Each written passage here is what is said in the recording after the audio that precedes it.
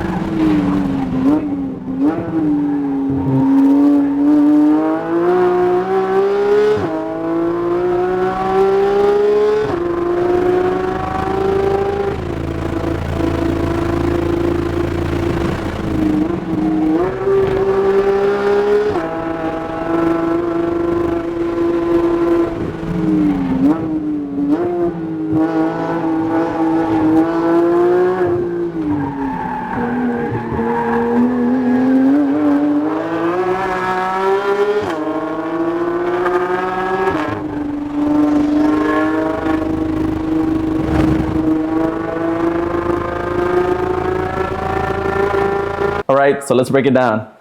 So the start finish line at this track is in the middle of a sweeper. As you can see right off the rip, and you probably saw it at turn 1, 2, 3, the car has a lot of undulation. It has a lot of this. Yeah, the track is bumpy and it goes up, it comes down, but it also has a lot of this. So it has a lot of character. Here, my plan was simply to enter wide enough to where I would get to this later apex here on the left, or the cone, right? Like we said, we had never been to this track, so we were learning. This lap is a very good lap for me, and I think the reason for that is my very good friend called Nick is up ahead in that it's a GT4 spec BMW, and he was flying. We'd been talking about track positioning and what we thought about the track the previous day, and Sunday literally we basically put together all we had talked about, and Sunday the weather in the morning was pretty good and it was just time to piece a lap. I had a little rabbit to chase. It was perfect. So here on this sweeper, and you will see the track layout here on the left. On this sweeper, it was basically try to get to throttle as early as possible, and the car would naturally just track out towards this right-hand wall. You do want to ride this right-hand wall, and this right-hand wall is where all the brake markers are. So you see there on the right, there's the 400, there's the 300. So you use that as a gauge. I was using just past the 300. And again, I'm on 200 tread-wear tires. I wanted a car super composed under me all the time. I had a lot of laps in this car. And I actually think this was the last event this car attended. So my familiarity with this car, I was one with the car. So I was super comfortable, especially on a track like this. So here, I was braking right next to the wall. You saw that as soon as the wall ends, I moved a little bit right just to gain a little bit more room on entry. And this first corner here is blind. You see the cone there, but you cannot see what's past the cone. So here, this track, as any track is, it's super important to make every single apex. If you miss an apex here, or especially one where the upcoming corner is blind or you can't see past the apex, you're just putting yourself in a troublesome spot. So you want to, first of all, you want to make sure to get to every apex at this track. Here I was doing a mid apex just because we had enough room to let the car go right and then make the car go left. Now I didn't feel the need that we needed to move all the way left, hence why I didn't move I felt like if I moved all the way left there, I would then be displacing the next apex, and I didn't need to get that much of a better run into the next corner. So here as well, you're going up, so now you're gaining forward grip, so it's okay to be mid apex because you're going to be gaining grip as the car is going up. Here I let the car go about half a track. Move to the right side of the track, use those braking markers on the right, and I think I was using that above sign, that sign that you'll see here, as a turn-in reference, or just before the sign. The car, you will definitely see me that I am doing a lot of micro corrections in this car at this track, and again, I think it has a lot to do with the car being unsettled and there being small undulation that I don't know if it's the car or if it's the track. So any little slip or any little hop, I would do a small correction just to keep that car under me. There we go to that left apex, and here this next corner, it's a sweeper here. You'll see it's a really cool hairpin. The elevation changes. It seems like it's off camber. So what I was doing on entry is entering kind of close, letting the car go wide, finding the balance of the car or getting the car to squeeze back in. That way we can have a better launch out of it. Now out of it, I wasn't able to stay flat or completely flat, but you'll see right now that I was able to roll a decent amount of throttle. So I let the car go wide, almost about the full track. I left a little bit of space on the left, and that's just because you don't want to run off the track. You see me playing with throttle here. I'm on, off, and that's me just finding the balance of the car, telling the car, turn, baby, turn. That's literally what I'm saying in my head. So you see here, I make sure to make that inside apex. And again, this next corner, completely blind. So this next corner, completely blind. There's actually a left turn here. So that is why I am being super late on this apex here. We saw a lot of people doing a mid to late apex, and what that would cause, it would cause them to shoot straight out, especially since they wanted to carry momentum through there. So here, it was definitely a game of giving up throttle on the way out of the hairpin to be late on this track, on this apex, and then the car on throttle automatically will push you all the way to the right. There was some times where I used more track out on the right hand side, but not in this case, and that's okay. We did see a few cars end up on this inside wall, especially since the midway through the second day, or on this exact same day, it started drizzling. I think there was like 4 or 5 cars that were torn up that weekend just because of the nature of the track, and people weren't in the correct mindset. Let's carry on to this next SS section here, huge compression, right? So you would say the car's under compression, it has a abysmal amount of grip. Yes, it does, but there's something about getting high compression that just doesn't give you confidence, right? The car's uncompression will have additional grip, but as the car bottoms out and compresses the spring fully and even the dampener, you do what you call run out of shock, right? So the car goes from being sprung to being basically on the stops, right? So the car can go from being very predictable to being very unpredictable in a high compression area, especially since these cars, they're not really meant for that. These cars do have diffusers and we run them at Coda. We ran them everywhere. Literally when we got back, the rear diffusers on these cars were shaving like about a 1/4 inch, and it's just these high load areas. And I look back at this video and I'm like, man, why was I not just flat through here, right? Since the car is going for compression. But it's very different when you're in the feeling of the car gaining grip and then unsettling is very present when you're actually in the car. Here you'll see that I want to be all over that right hand apex. And as I'm approaching that apex, I am just dragging. So I go to the brakes at the bottom and I drag a little bit of brake in. And here here I grab throttle, I grab brake, and that's me probably just trying to find the balance of the car. Here through these S's, you definitely just want to have the car planted, you grab some throttle, and here you're going to release throttle.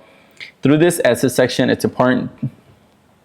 Again, you make every apex, but you want to exploit using all of that apex. We saw some people that were entering super pinched and or late on the left hand side. So they were entering too early, and then they were entering too early here. So even earlier than I was, they were entering too early here, and that was pushing them straight out this way. So now they were like barely keeping it on track on this one, then barely keeping it on track on this. So they were basically chasing their tail through this whole section. And oncoming is another section that's very complicated. So having all that section messed up is definitely going to mess up this next section that is high risk, high consequence, honestly. So here, again, use that whole apex, grab a little bit of brake just to settle down the car. And this next apex here on the right is completely blind. One thing I didn't notice until I saw the videos, so the apex was not here. The apex is all the way over here. So your eyesight has to be all the way that way, but you do have to keep this left-hand curbing just in your peripheral because you do want to open up the next corner as much as possible. This is one thing that I never noticed by looking at the video on how close I was getting to the left.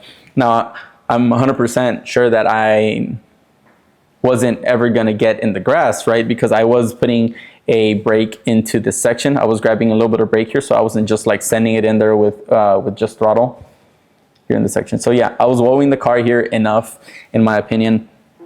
But man, when I looked at the onboard, I was like, man, I'm relatively close here. And then this next inside apex, you want to 100% make sure you get to, because again, we have another section where the car, it's probably pretty flat here, but it's falling away from you. It's falling away from you, and the car will move all the way left. A lot of people use this, and a lot of people got away with it, but you did not want to be on this section with your loaded side on those rumble strips. So be a little bit more conservative, get all the way to that inside apex, and then let that car go wide. Now, this next section looks pretty straightforward, right? It's just, it goes down, up, down. This section in the car is absolutely crazy. This corner here, you're cresting at 130 miles an hour. And right now the timing looks good and the way I'm pointing looks good, but to get there, it was definitely a lot of work. A lot of people were moving further right, and that was just further upsetting the car. Or to me, it was unnecessary to move all the way right, so I was just kind of staying on the asphalt. But there are pictures of cars going airborne here. Now, this is where we saw a lot of mind games happen. Okay, what did you call it? The survival, self-preservation. So our Jorge, the guy behind the camera, when I explained this to him, he called it self-preservation. And self-preservation is big when you come to this corner. So here, it just looks flat. Like, yeah, Felix, you're just flat. You're gonna land and you're still gonna be flat. Well, we had a friend called JC. Sorry, JC, but you are a very good example here. He would, after session 3 or 4, he had the confidence to go through here, point the car correctly, and he was like, I'm gonna be flat this next time. Well, guess what? Self-preservation did not let him do that. And he said, I swear I'm flat this time. We pulled the data. That was a lie. And he did it again, and it's just, this is definitely a puckering section. Like I said, there's pictures of cars with all 4 wheels off the ground here. I'll try to find one of those for you guys and put it here. But it looks like a straight section, but it definitely takes a lot of courage and proper timing to get it there. I'm not one of those that really says it takes balls, because if you just do things right, you don't need balls. But it takes a little bit of that to just keep your foot in the pedal, in the right pedal.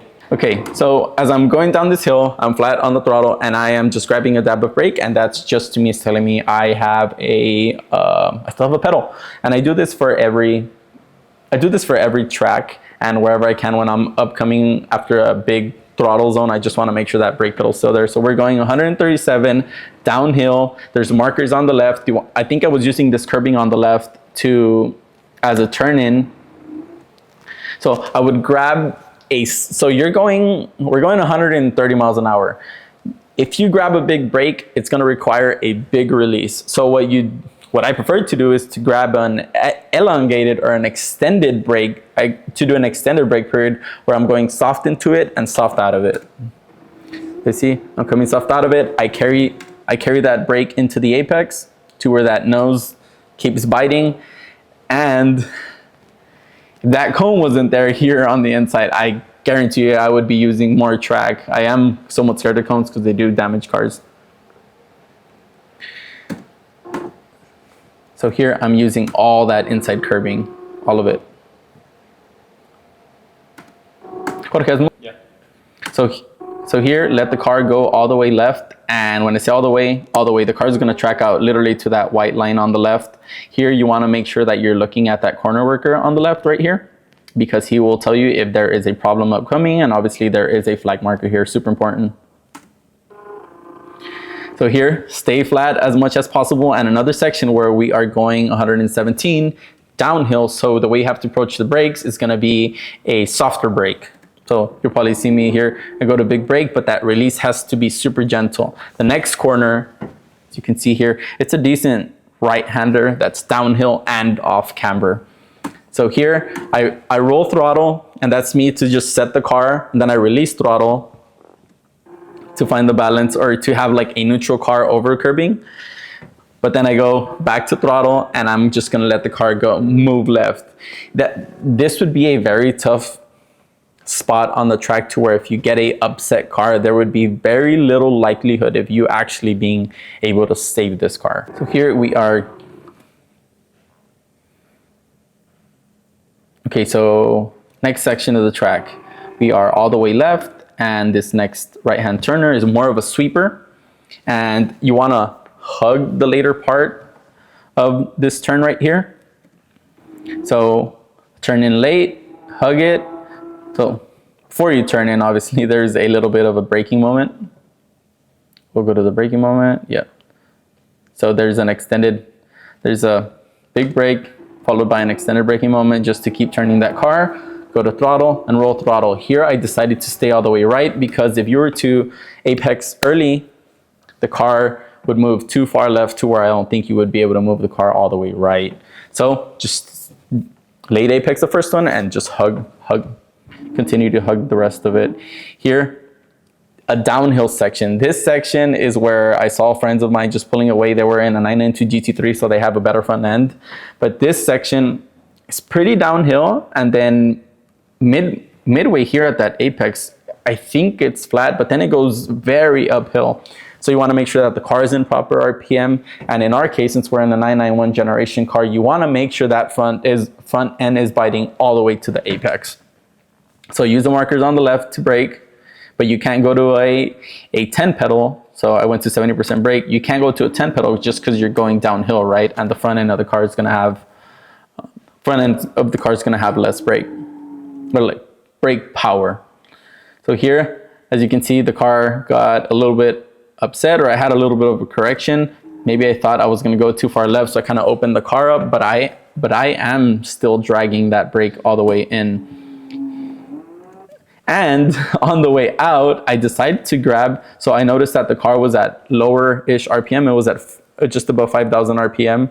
So what I do is I click it into a lower gear. And in these cars, obviously, if the car isn't able to, the car knows if you click it into lower gear and the car is not in range, the car's not going to let you put it in second. So I decided to try second, and then I knew that on the way out, I was going to have to earlier downshift up, right? Or downshift up as I am going towards the track out. But here, as you saw, it's super important to get to that inside apex with a good trail. Yep, so to get the car pointed with a good trail, and then roll throttle. As soon as that car is rotated the way you like, use that curbing on the right. Use this inside curb. This inside curb kind of takes you to this left side curb. And again, another section that is blind. So another section that is blind. You see here, you can't see where you're going, but you know that there's a piece of asphalt somewhere on this side. So I had measured this one, but that was definitely still too close for comfort. Here, move the car left enough to where, so it goes down, then it goes up. So you move the car left enough to where you can mid to late apex this one as well. And for the next series of corners, which is going to be this series here, you do not want the car to move all the way left. So here, you want to be late on that. You do not want the car to go all the way left, because then you will not be able to move the car all the way right. This next corner, you want to open up as much as possible.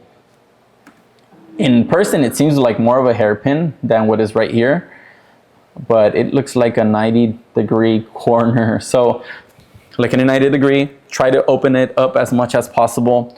This track configuration would have been way more tough without this apron on the left, because there would have been way more steering, and then way more steering in a braking zone. So this lap would be way slower if that concrete apron wasn't here on the left. So here, open up the track, get to that apex. This one, 1000% a mid apex. You wanna carry the brake until where you're pointed where you want to be, and then roll throttle. Roll throttle. There's definitely space here. I was seeing a lot of people kind of straight shot it in, and then there were points that were pinched on the way out. So just this corner, try to open up as much as possible, stay as far left as possible, do that mid apex, and it works out perfectly.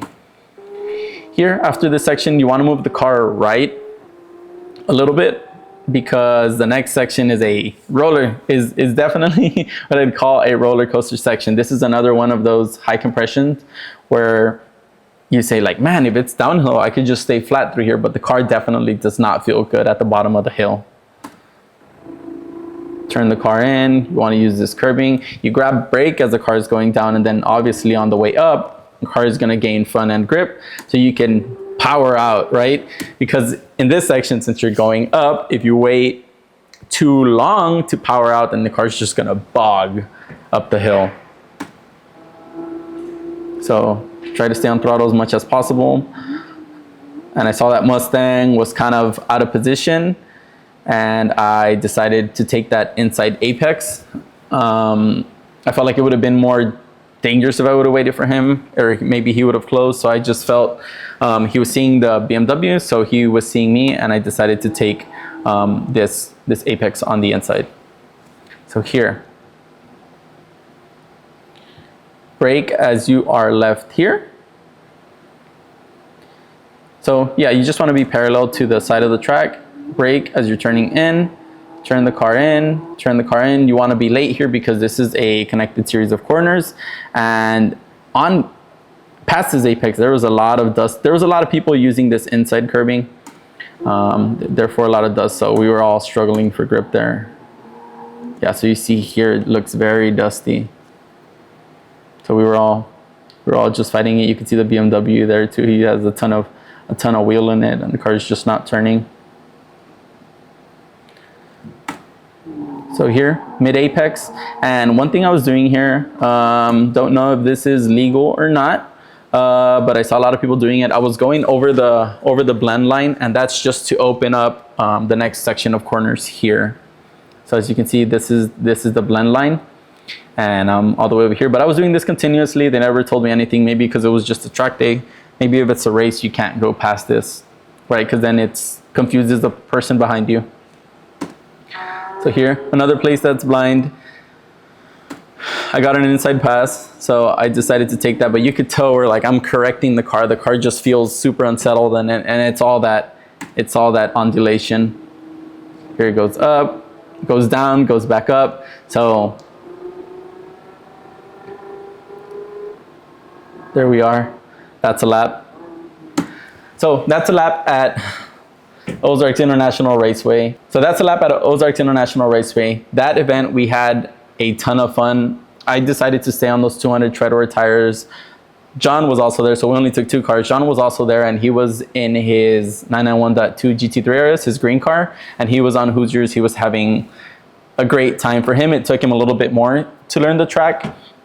And that's just because this car has so much going for it. And this track was the first time where I was ever like, yeah, I don't think I need new rubber now, just because there was so much going on. We had seen a few cars get torn up, and I was like, let me just continue pushing the current tires that are on. I don't think I need to be going any faster now. I have never said that about any other track, but that was the case for this track. Nonetheless, we had a ton of fun. We haven't been there recently, but it's definitely on the list. So yes, this track is a taste of the Nürburgring, but in America. Since I don't see much people complaining about the ring, let's not do that with this track. It has character and no room for error. As a driver, it's on you to adjust the mindset and leave some wiggle room on track. Nobody complains about walk-ins either. We are eager to go back and ride this 4-tire roller coaster again, but with many more of our friends this time. Let us know down below what you think of Ozarks International Raceway and how much you like it. Go ahead and hit that subscribe and like button down below for similar content. I will catch you guys in the next one.